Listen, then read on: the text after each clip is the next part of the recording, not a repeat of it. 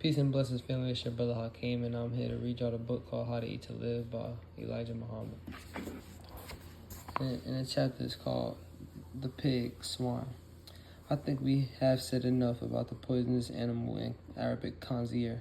Beyond a shadow of a doubt, the swine is the filthiest and foulest animal human beings could have resorted to for food. The flesh of the swine while cooking has a very different smell from that of other animals' flesh while cooking. And even when it is being cooked, it has a bad smell.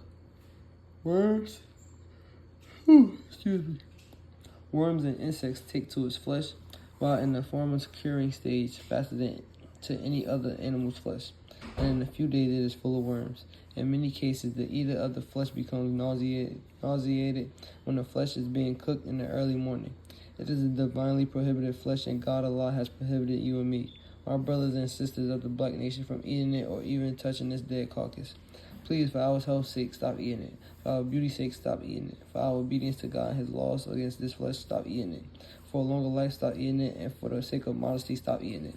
Do you know that if we, the 22 million lost found members of the nation here in America, would stop eating this pig, his poison swine flesh, it would mean a great economic saving to us? And I do not think the government would be so eager to eat it themselves if we would obey this divine law against this divinely prohibited flesh. There is an old foolish answer our people has been given to such advice. The white folks eat it and my grandparents ate it, and they lived to be 75 and 80 years old. If Noah and Methuselah had heard you boasting that your parents lived only 75, 80 years eating poison, they would have considered your parents as never have grown up to become adults, according to their good way of eating the best food about twice a week and living with nearly 1,000 of our present calendar years, which consists of 365 days. God does not punish us for the crime of disobedience to His laws when we are ignorant of His laws. But after knowledge of His laws, He is justified in punishing us by setting a full penalty according to the disobedience.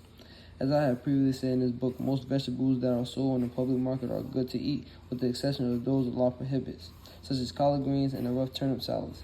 You have plenty of other vegetables to eat, and you have good beans other than lima beans, field butter beans, called baby lima beans, and black-eyed peas, field peas as we call them. That is it for the chapter called The Pig, Swine. Make sure y'all enjoy the rest of y'all day, and peace and blessings. Assalamu alaikum.